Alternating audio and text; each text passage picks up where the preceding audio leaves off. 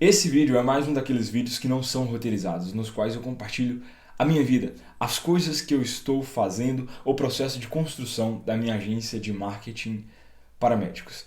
E hoje eu gostaria de contar para vocês uma das reflexões que eu tive após ter uma conversa com a minha namorada. Hoje foi um dia muito proveitoso, no qual eu consegui fazer muita coisa. A gente organizou e otimizou muitos processos aqui dentro da agência, em especial alguns processos de tráfego, e eu estou muito feliz com isso. E no final, né, assim que eu terminei de todo o trabalho, academia e minha faculdade de filosofia, porque eu também faço faculdade de filosofia, olha aqui os estudos, eu tive uma conversa com minha namorada, que ela estava relatando, né, de que um namorado de uma colega dela de faculdade, ele está com câncer, está doente, tá, tá ruim, tá muito mal. E a gente estava conversando sobre essa questão da vida, da brevidade da vida e de como a gente deve encarar a morte, encarar as circunstâncias ruins. Para quem é cristão, né, e acredita em Cristo, tem uma fé em Cristo, é muito, eu não diria que seria muito fácil, mas a gente tem umas ferramentas a mais para lidar com essas situações que são difíceis. Por quê? Quando algo nesse sentido acontece, a gente se apega com Deus, se apega na ideia de uma vida eterna, de uma vida pós-morte, de um Deus que nos ama e que nos protege, que tudo que acontece está sob a sua permissão. Só que para as pessoas que não acreditam em Deus, para as pessoas que não têm Jesus como seu Deus e Senhor, passar por esses momentos de dor e sofrimento, passar por esses momentos em que elas perdem as suas esperanças, é uma missão assim verdadeiramente árdua, uma missão verdadeiramente difícil, complexa. E a gente estava buscando, né, na nossa conversa, alguns elementos que servem para dar sentido à nossa vida, tranquilidade ao nosso coração, mesmo que não necessariamente dependa da fé. É claro, a fé em Cristo, a fé em Deus, é um instrumento muito poderoso para lidar com esse tipo de situações. Só que não é o único, né, para poder lidar com isso. E um dos elementos que a gente tem para poder lidar com a brevidade da vida, né, com a morte, com as coisas que nos espreitam, e aqui está o ponto importante do vídeo, presta atenção nisso aqui. Saber contar a nossa própria história. A forma como nós contamos a nossa própria história. Para os outros, para nós mesmos e para Deus. O que eu quero dizer com isso e no fim das contas, o que tem a ver com esse canal de marketing médico, o que tem a ver com as coisas que eu falo por aqui. O marketing em si, isso eu estava dando essa explicação para minha namorada, tá? O marketing em si é um jogo de percepções. Não é apenas o que as coisas são, mas a forma como nós a percebemos. Então, não é apenas sobre se a caneta ela escreve bem, se a caneta ela tem um bom design, se a caneta... Não. É sobre como nós percebemos o valor dessa caneta. Não basta apenas escrever, se tem um bom design, tem um design bonito. Mas as histórias que a gente conta sobre essa caneta aumentam a percepção de valor que ela tem.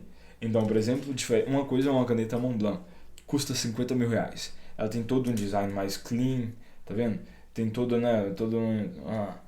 uma aura, toda uma história, toda uma narrativa feita para... Essa é uma caneta de assinar grandes contratos. E essa é uma caneta de estudar, de apenas escrever. Então, a história que nós contamos sobre um objeto, sobre serviços, sobre negócios, sobre a sua consulta que seja, ela molda a percepção de valor que as pessoas têm em relação a esses objetos em si.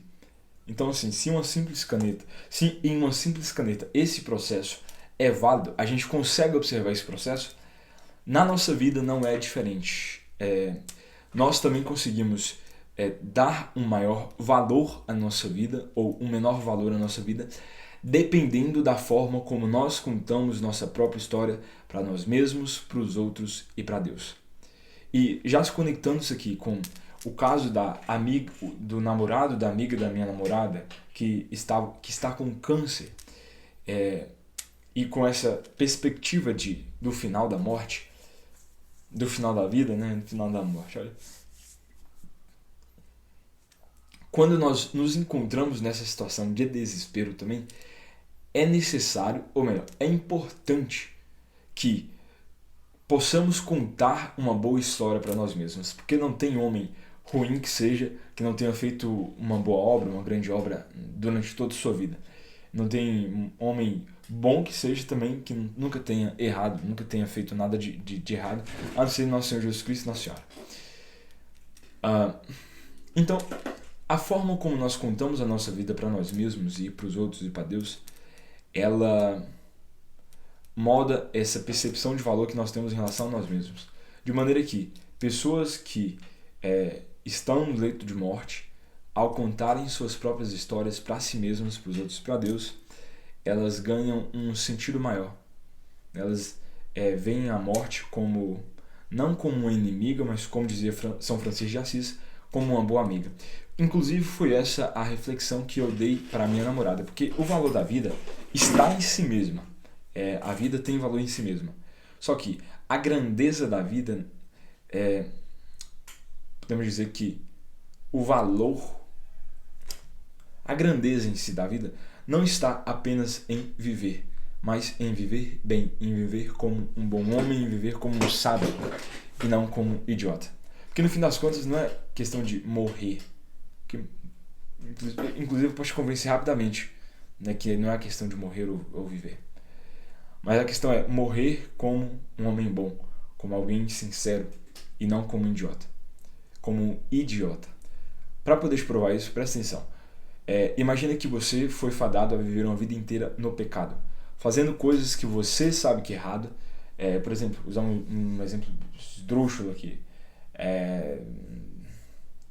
Abusando de crianças a vida inteira contra a sua vontade.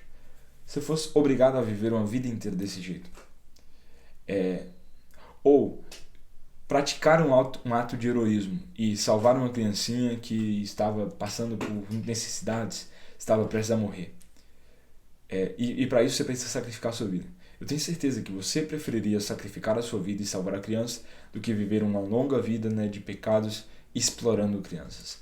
Ou seja, o valor da vida não está nela mesma, mas está nela mesma sim, mas a grandeza da vida está em o que fazemos com essa vida que nos é dada. Ou melhor, sobre a história que nós contamos sobre essa vida. Ou a história que escolhemos construir. Da mesma forma, hoje eu estou muito filosófico, mas acho que vai fazer sentido. Da mesma forma, o valor do seu negócio, o valor da sua consulta, o seu valor enquanto médico, ele não está necessariamente fixado no que você é em si, nas especializações que você tem, nos resultados que você gera, embora isso em si seja importante, mas na percepção de valor que as pessoas têm em relação a você, nas histórias que você constrói, que você conta e que ficam na cabeça dos outros. Enfim, hoje foi um papo mais filosófico, até porque eu acabei de sair da aula de filosofia e estava muito legal.